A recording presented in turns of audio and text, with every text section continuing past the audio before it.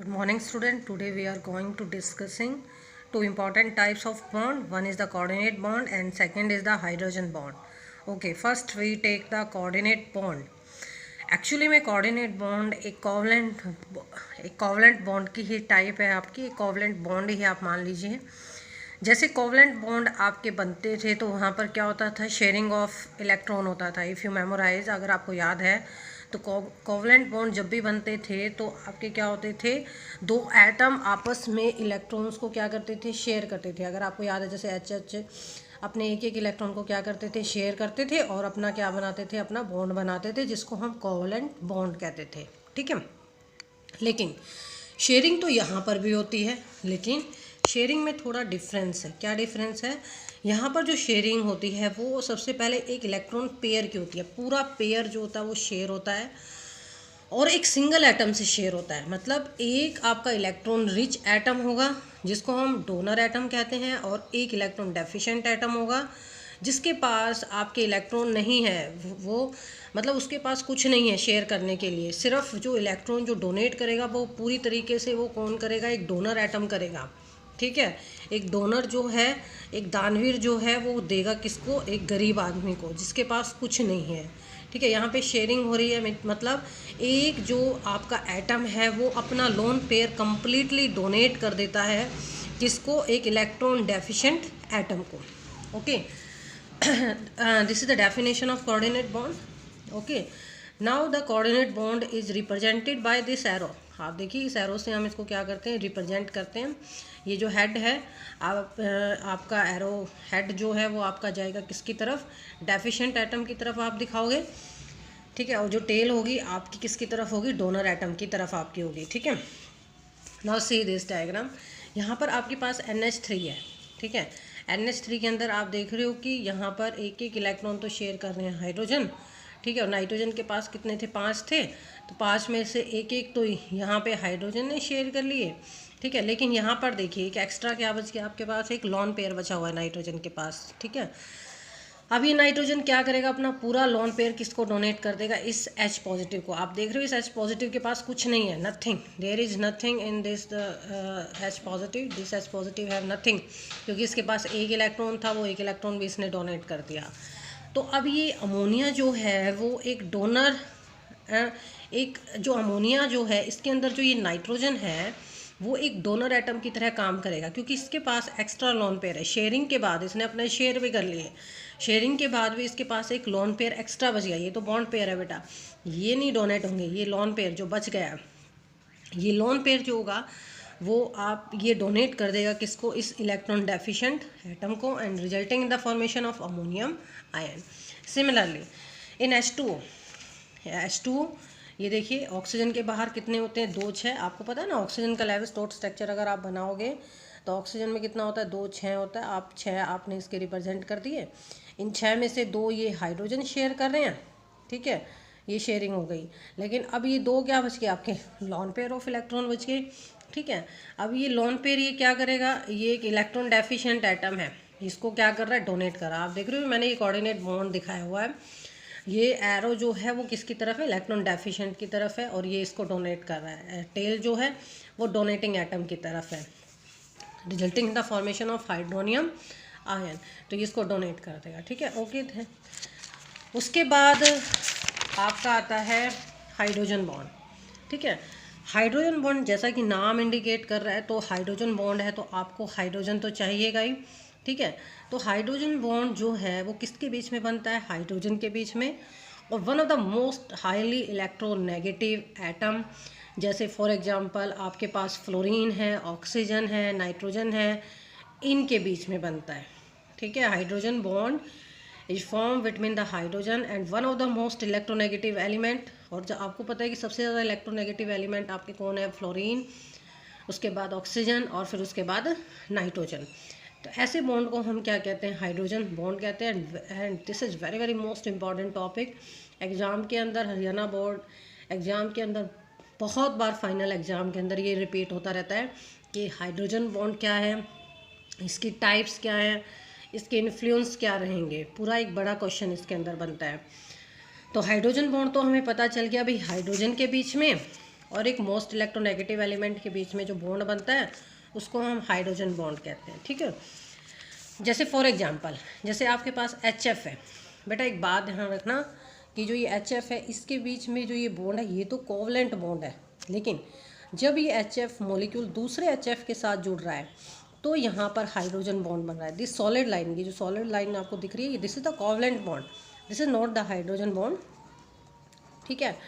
लेकिन जब एक फ्लोरीन दूसरे H के साथ, दूसरे मॉलिक्यूल के H के साथ जब जुड़ता है तो किससे जुड़ता है? आपके हाइड्रोजन बॉन्ड से आपका जुड़ता है।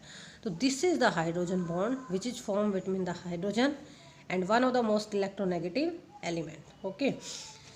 And you also memorize that hydrogen bond is a weak bond then covalent bond. Covalent bond जो होता है वो ज़्यादा स्ट्रॉन्ग होता है as compare to hydrogen bond, okay. Now what are the conditions for the hydrogen bond? जैसा कि मैंने ऊपर भी बताया आपको कि हाइड्रोजन बॉन्ड बनाने के लिए आपको एक मोस्ट इलेक्ट्रोनेगेटिव एटम की ज़रूरत पड़ेगी, ठीक है। आपके पास एक मोस्ट इलेक्ट्रोनेगेटिव एलिमेंट होना चाहिए, और आपको पता है मोस्ट इलेक्ट्रोनेगेटिव एलिमेंट कौन है? हमारे F1, ठीक है। फ़ोन करके भी आप इसको याद कर सकते हो, जैसे HF, H2O, अमोनिया, इन सब के अंदर आपका हाइड्रोजन बॉन्ड होगा। सेकेंड जो आपको चाहिए कंडीशंस वो है आपकी small size of electronegative atom. Atom का जो साइज है वो छोटा होना चाहिए। जैसे फॉर एग्जांपल आपके पास अमोनिया है और HCl, देखिए आप देखिए यहाँ पे भी H है, इसके पास भी H है, इसके पास भी एक इलेक्ट्रोनेगेटिव एलिमेंट है, इसके पास भी एक इलेक्ट्रोनेगेटिव एलिमेंट है, जिनकी इलेक्ट्रोनेगेटिविटी भी सेम है, they have the same electronegativity. But in ammonia is hydrogen bond, लेकिन अमोनिया के अंदर आपका हाइड्रोजन बॉन्ड है, लेकिन HCl के अंदर हाइड्रोजन बॉन्ड आपका नहीं है। ऐसा क्यों? क्योंकि यहाँ पर आपको साइज डिफरेंस दिखेगा। Nitrogen is smaller in size as compare to chlorine. इसी वजह से यहाँ पर अमोनिया के अंदर आपका हाइड्रोजन बॉन्ड है, HCl के अंदर हाइड्रोजन बॉन्ड नहीं है। इस तरह के क्वेश्चन पूछे जाते हैं कि HCl have electronegative element, hydrogen also, but there is absence of hydrogen bond, why? तो आपको रीज़न देना है कि it have the larger size. ये भी पूछ सकते हैं कि नाइट्रोजन के साथ इसकी इलेक्ट्रोनेगेटिविटी बिल्कुल मैच कर रही है और इसके अंदर हाइड्रोजन बॉन्ड बन गया लेकिन इसके अंदर नहीं बना, क्यों नहीं बना? तो ये कारण पूछ सकते हैं आपसे इससे, ठीक है। नाउ एक्चुअली जो हाइड्रोजन बॉन्ड जो होता है वो है क्या? एक टाइप है आपकी डाइपोल डाइपोल इंट्रैक्शन की। देखिए डाइपोल डाइपोल इंट्रैक्शन, डाइपोल पोल क्या होते हैं? पॉजिटिव नेगेटिव पोल बन गए, और पॉजिटिव नेगेटिव पोल एक दूसरे को क्या करेंगे? अट्रैक्ट करेंगे। और ये पोल बनते कैसे हैं? जो हाईली इलेक्ट्रोनेगेटिव एलिमेंट है वो इलेक्ट्रॉन्स को अपनी तरफ खींचता है। देखिए मैं आपको ये एग्जांपल दिखा रही हूँ, जैसे HF। अब ये फ्लोरीन जो है एक हाईली इलेक्ट्रोनेगेटिव एलिमेंट है, वो इस हाइड्रोजन के इलेक्ट्रॉन्स को अपनी तरफ अट्रैक्ट करेगा, जिससे इसके ऊपर स्लाइटली नेगेटिव चार्ज आ जाएगा और इसके ऊपर पॉजिटिव आ जाएगा। तो ये होते हैं बेटा डाइपोल, पोल बन गए इनके अंदर, डाइपोल्स, ठीक है। इधर पॉजिटिव होगा आगे वाले के साथ, ठीक है, इधर नेगेटिव, पॉजिटिव नेगेटिव। तो आप देखिए पोल्स बन गए, डाइपोल बन गए हैं। कल हमने पढ़ा था डाइपोल मोमेंट। तो एक डाइपोल दूसरे डाइपोल को क्या कर रहा है? अट्रैक्ट कर रहा है। There is dipole dipole interaction, and this interaction is known as the hydrogen bond. आप कह सकते हो कि हाइड्रोजन बॉन्ड एक तरह का डाइपोल डाइपोल इंट्रैक्शन है। और आप एक बात हमेशा ध्यान रखना, dipole dipole interaction is weaker than covalent bond, okay. Now some example, another example of the hydrogen bond, जैसे H2O है। आप इस तरीके से भी दिखा सकते हो, मैंने समझाने के लिए आपको इस तरीके से दिखाया हुआ है। H2O का ये वन मॉलिक्यूल है, ये दूसरा मॉलिक्यूल है। बेटा ये these are the covalent bond, इनको मत देखना आप, ये तो कोवलेंट बॉन्ड है, ठीक है। अगर मैं इसको सिंगल करके लिखूँ तो दीज आर द कोवलेंट, लेकिन जब एक वाटर मॉलिक्यूल दूसरे वाटर मॉलिक्यूल से जुड़ा हुआ है तो यहाँ पर इसका O और इसका H आपस में हाइड्रोजन बॉन्ड के साथ जुड़ता है, ठीक है। एक्चुअली में अगर हम वैसे हम स्ट्रक्चर देखते हैं, this is the structure of ice, जब वाटर आपका सॉलिड फॉर्म के अंदर होता है तो यहाँ पर क्या होता है कि हर oxygen atom, every oxygen atom is bonded with 4 hydrogen atom, ठीक है, is bonded with 4 hydrogen atom. Very important point is in water, when water is present in ice form, solid form, each oxygen atom is surrounded by the 4 hydrogen sorry 4 bond, out of 4 bond 2 bond are covalent bond जो solid form में आपको represent किए हैं, 2 bond of hydrogen bond, ठीक है। और hydrogen bond की length जो होती है वो ज़्यादा होती है बेटा किससे, कोवलेंट बॉन्ड से। ये बात भी आप ध्यान रखोगे। आप देखिए हर एक स्ट्रक्चर में ऐसा ही कुछ हमें दिखाई दे रहा है, ठीक है, जिससे इसके अंदर एक केज लाइक स्ट्रक्चर बन जाता है जो हम आगे भी पढ़ेंगे इसके अंदर। अनदर एग्जांपल, जैसे अमोनिया के अंदर आप देख रहे हो NH3 NH3 NH3, these are the covalent bond, लेकिन एक NH3 जब दूसरे NH3 से आपका जुड़ता है तो ये नाइट्रोजन और ये हाइड्रोजन, ठीक है, इस तरीके से आपस में हाइड्रोजन बॉन्ड के साथ एक दूसरे से क्या हो जाते हैं, ये कनेक्ट हो जाते हैं। Okay, now the types of hydrogen bond, that is the very very most important type of hydrogen bond. There are two type of hydrogen bond, intermolecular hydrogen bond and intramolecular hydrogen bond. First is the intermolecular hydrogen bond. Intermolecular hydrogen bond is formed between two different molecules of same or different substance. ध्यान से देखिए, inter का मतलब होता है दो अलग अलग, या तो ये दो अलग अलग मॉलिक्यूल्स के बीच में हो सकता है, या सेम मॉलिक्यूल्स के बीच में भी हो सकता है। कैसे, देखो मैं समझा कैसे। देखिए फॉर एग्जांपल, आपका जो ये HF के अंदर ये बॉन्ड बना हुआ था, ये देखिए, ये जो पीछे हमने एग्जांपल लिया था, this is intermolecular hydrogen bond, ठीक है। सेम मॉलिक्यूल्स हैं, सेम मॉलिक्यूल्स के बीच में ये एक हाइड्रोजन बॉन्ड बना है, ठीक है। ये भी कौन सा आपका इंटरमॉलिक्यूलर हाइड्रोजन बॉन्ड, वाटर के बीच में बना हुआ है, ठीक है। ये जो बॉन्ड है आपका अमोनिया के बीच में जो बना हुआ है, ये आपके इंटरमॉलिक्यूलर हाइड्रोजन बॉन्ड है। डेफिनेशन देखिए, it is form between the two different molecule और द सेम मॉलिक्यूल्स। दो अलग अलग मॉलिक्यूल्स के बीच में भी होता है और सेम मॉलिक्यूल्स के बीच में भी होता है। अलग अलग कैसे, जैसे ये तो सेम मॉलिक्यूल्स के बीच में हो गया जो मैंने अभी आपको बताए। अब अलग अलग कैसे, जैसे आपका एल्कोहल क्या होता है, ROH और वाटर के बीच में, ठीक है। ये देखिए बन गया अलग अलग मॉलिक्यूल्स के बीच में, ठीक है। उसको हम क्या कहते हैं, इंटरमॉलिक्यूलर हाइड्रोजन बॉन्ड कहते हैं। अब इंटरकास्ट, जैसे इंटरकास्ट मैरिज होती हैं, अलग अलग कास्ट के बीच में होती है, इस तरीके से भी आप याद कर सकते हो इसको कि दो डिफरेंट मॉलिक्यूल्स के बीच में बन सकता है या सेम मॉलिक्यूल्स के बीच में भी ये बन सकता है, ठीक है। तो दिस हाइड्रोजन बॉन्ड एक आपका this hydrogen bond, intermolecular hydrogen bond result in the association of the molecules. आप देख रहे हो कि दो अलग अलग मॉलिक्यूल्स या सेम मॉलिक्यूल्स आपस में एसोशिएट कर रहे हैं, जुड़ रहे हैं। जुड़ने की वजह से इनका मेल्टिंग पॉइंट, बॉइलिंग पॉइंट, इनकी विस्कोसिटी, इनकी सरफेस टेंशन क्या हो जाती है, इंक्रीज हो जाती है, बढ़ जाती है। Okay, this is memorize point, आप इसको याद रखोगे। Second is the intramolecular hydrogen bond. This intramolecular hydrogen bond is form within the same molecules. ये सेम मॉलिक्यूल्स के बीच में होता है। एक ही मॉलिक्यूल के अंदर आपका ऑक्सीजन भी होगा, हाइड्रोजन भी होगा, या नाइट्रोजन भी हो सकता है, फ्लोरीन भी हो सकता है, ठीक है, और हाइड्रोजन भी होगा, और मोस्ट इलेक्ट्रोनेगेटिव एलिमेंट भी होंगे। इनके और इनके बीच में क्या बनेगा, आपका हाइड्रोजन बॉन्ड बनेगा। फॉर एग्जाम्पल, आपके पास है ऑर्थो नाइट्रोफिनॉल। देखिए नाइट्रो ग्रुप ये है, फिनॉल OH, ऑर्थो नाइट्रोफिनॉल, ठीक है, दिस इज ऑर्थो नाइट्रोफिनॉल। इसको मैं बेटा ऐसे खोल के लिख रही हूँ, ये देखिए N डबल बॉन्ड O, इस तरीके से हमने इसको लिखा हुआ है, ठीक है।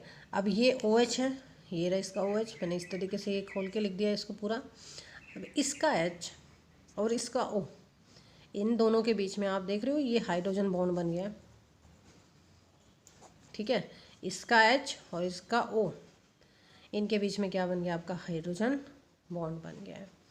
Okay, and this is possible only in ortho. अगर पैरा होता, पैरा का मतलब है अगर यहाँ NO2 होता तो ये नहीं बनता, ठीक है। अगर आपका यहाँ नाइट्रो होता और यहाँ होता तो ये नहीं बनता आपका। ये किस में बनता है, सिर्फ ऑर्थो में बनता है, जिसकी वजह से ऑर्थो नाइट्रोफिनॉल का जो बॉइलिंग पॉइंट होता है वो आपका बढ़ जाता है as compare to paranitrophenol. Then we discuss about the influence of the hydrogen bonding. Hydrogen bonding से क्या इन्फ्लुएंस होते हैं। फर्स्ट, मैंने आपको पीछे भी बताया कि हाइड्रोजन बॉन्ड की वजह से एसोशिएट हो जाते हैं मॉलिक्यूल्स, आपस में जुड़ जाते हैं, जिसकी वजह से मेल्टिंग जो बॉइलिंग पॉइंट है, मेल्टिंग पॉइंट है, वो क्या हो जाता है आपका, इंक्रीज हो जाता है। Second, influence on the physical state solid है, लिक्विड है या गैस है, इनके ऊपर भी आपका इफेक्ट पड़ता है। अब जैसे आप देखिए ऑक्सीजन, सल्फर, सेलेनियम, टैलेनियम, पोलोनियम, ये एक ही फैमिली के मेंबर हैं, ऑक्सीजन फैमिली के मेंबर हैं, ठीक है, सेम ग्रुप है ये, ठीक है। लेकिन यहाँ पर आप देखिए कि जो यहाँ पर आपके इनके हाइड्राइड हमने बनाए, H2O, H2S, सबके hydride, these are the hydride, ठीक है। अब यहाँ पर आप एक बात ध्यान से देखिए कि H2O जो होता है वो लिक्विड फॉर्म के अंदर होता है, जबकि H2S किस फॉर्म में होती है, आपकी गैस फॉर्म में होती है। ये क्वेश्चन पेपर के अंदर बहुत बार पूछा गया है कि these are the member of the same group, they form the same hydride, di hydride बन रहे हैं इनके अंदर, ठीक है, सभी डाई हाइड्राइड बना रहे हैं, लेकिन फिर भी वाटर जो है वो लिक्विड फॉर्म के अंदर है, H2S जो है वो गैस फॉर्म के अंदर है। These are the member of the same group, same hydride बन रहे हैं, फिर भी इनकी स्टेट जो फिजिकल स्टेट है वो अलग अलग क्यों है? तो अलग अलग होने का कारण एक ही है इनका, ड्यू टू हाइड्रोजन बॉन्ड।